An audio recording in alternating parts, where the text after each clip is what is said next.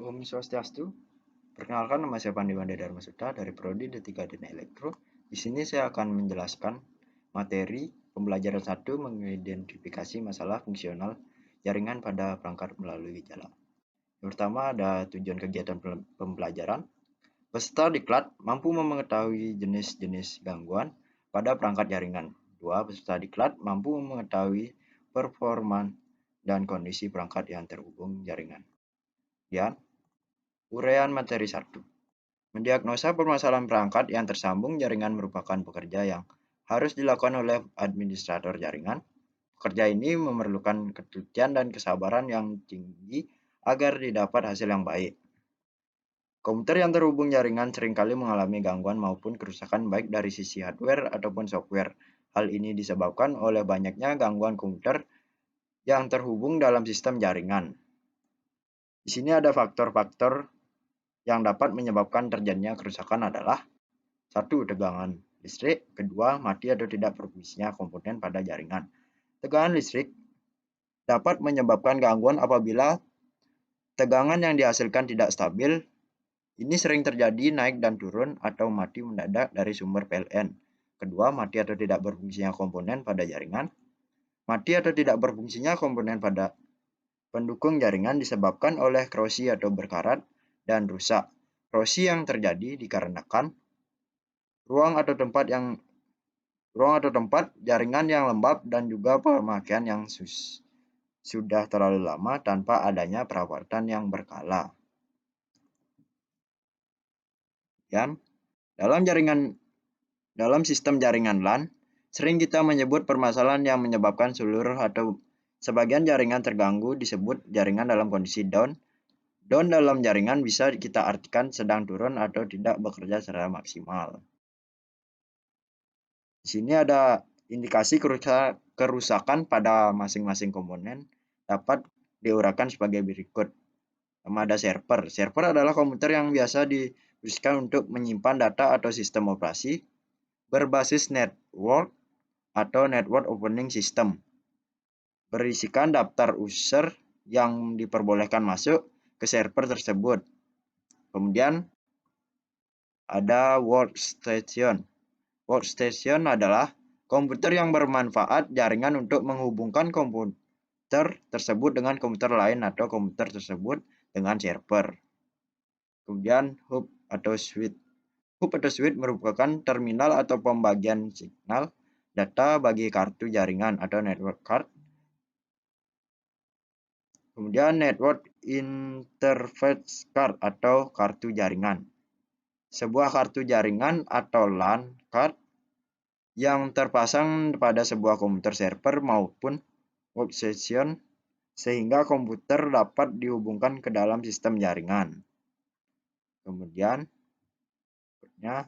kabel dan konektor. Kabel dan konektor merupakan media penghubung antara komputer dengan komputer lain atau dengan peralatan lain yang digunakan untuk membentuk jaringan. Di sini dibagi dua, ada jenis kabel serat optik menggunakan konektor SC dan ST. Itu ada gambarnya. Dan yang kedua, ada jenis kabel UTP dengan konektor RJ45. Di sini ada gambarnya.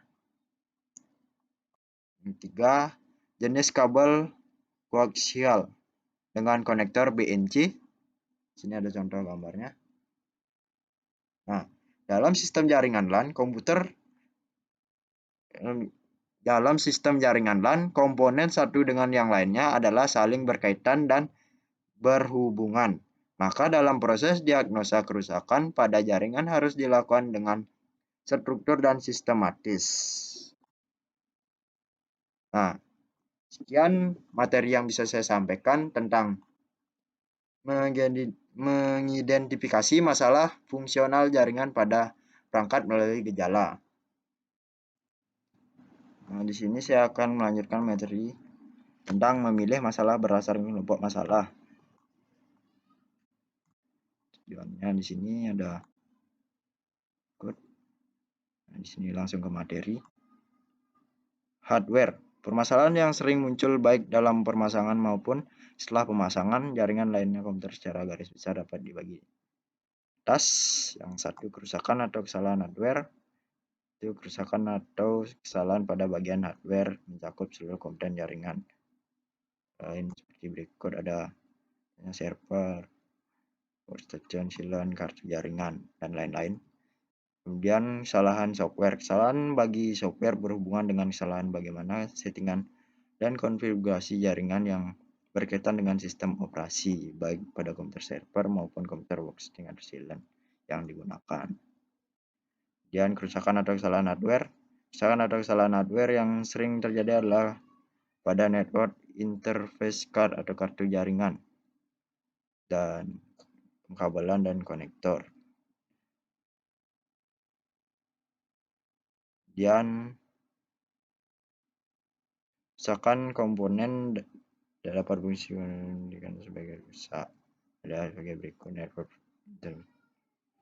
card atau kartu jaringan secara fisik untuk mengenali bahwa kartu jaringan tersebut sudah aktif atau tidak.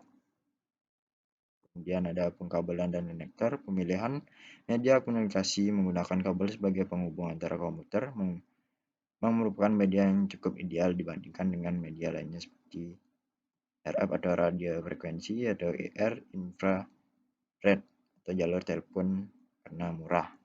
Kemudian sini ada dan kabel dan cord seperti berikut. Sini ada contoh-contohnya.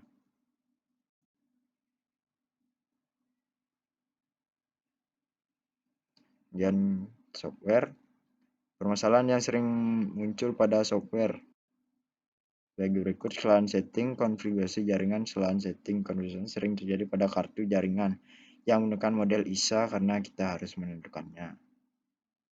Kemudian kesalahan protokol yang digunakan. Hal ini sering terjadi pada kartu jaringan yang menggunakan slot ISA karena penentuan harus dilakukan secara manual. Kemudian kesalahan pengalaman IP. Kemudian kesalahan identifikasi silan dan server komputer. Penentuan antara komputer server dan komputer silan harus jelas untuk jaringan dan server. Kemudian berikutnya kesalahan service network atau fill and print sharing yang tidak aktif bisa dikarenakan fill dan print sharing yang kita hubungan sedang tidak aktif atau kita belum fill dan print sharing. Kemudian kesalahan security system, kesalahan masukkan password. Kemudian kerusakan file program sehingga perlu diupdate programnya supaya bisa. Untuk dapat melakukan perbaikan dalam kesalahan software tersebut dapat dilakukan dengan setting ulang software sesuai dengan ketentuan dalam jaringan tersebut. Berikut ada gini ya. Caranya tidak bisa login dalam jaringan. Ada beberapa kasus yang sering terjadi. Itu tidak bisa login dalam jaringan, tidak bisa menemukan komputer lain pada daftar network board host, kemudian tidak bisa sharing file atau printer, dan tidak bisa install network adapter, kemudian komputer lain tidak dapat masuk ke komputer kita. Nah, sekian materi tentang memilih masalah berdasarkan kelompok masalah yang bisa saya sampaikan. Di sini jika ada salah kata mohon maaf. Kita akan lanjutkan ke materi berikutnya.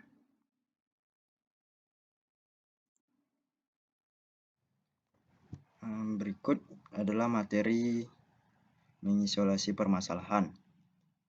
Ini ada tujuannya dan kegiatan belajarannya. Kita lanjut uraian materinya.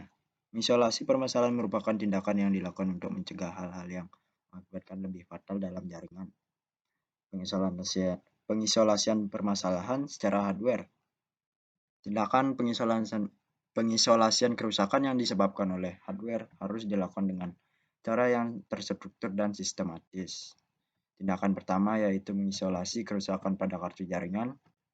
Tindakan pengisolasian dapat dilakukan dengan cara melihat indikator pada lampu kartu jaringan tersebut. Jika kartu jaringan dalam kondisi yang atau bekerja baik, maka mampu menyala dan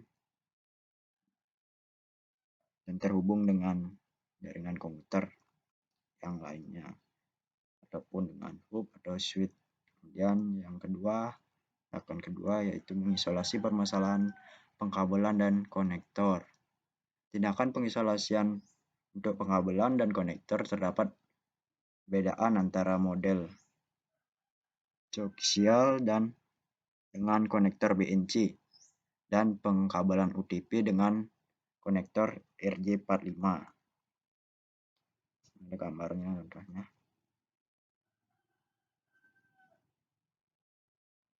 Kemudian software pengisolasian protokol yang digunakan harus ditentukan pada saat instalasi software kartu jaringan, seperti pada contoh di bawah. Kesalahan yang sering terjadi yaitu kesalahan pengalamatan IP.